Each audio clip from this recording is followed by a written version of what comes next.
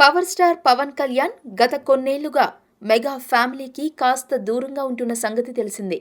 ఈ నేపథ్యంలో పవన్ కళ్యాణ్ చిరుతో అయినా ఆయన కుటుంబ సభ్యులతో అయినా కనిపిస్తే అందరూ ఆశ్చర్యపోయి చూసే పరిస్థితి నెలకొంది.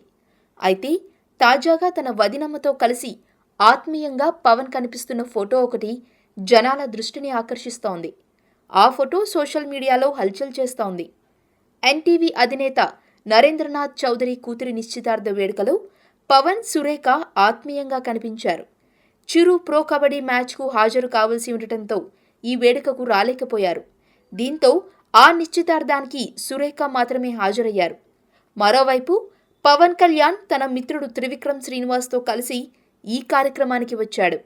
ఈ సందర్భంగా వదినతో ఆప్యాయంగా ముచ్చటిస్తున్న పవన్ ఫోటో అందరి దృష్టిని ఆకర్షించింది. మెగా ఫ్యాన్స్కు ఈ ఫోటో చాలా సంతోషాన్ని కలిగించింది.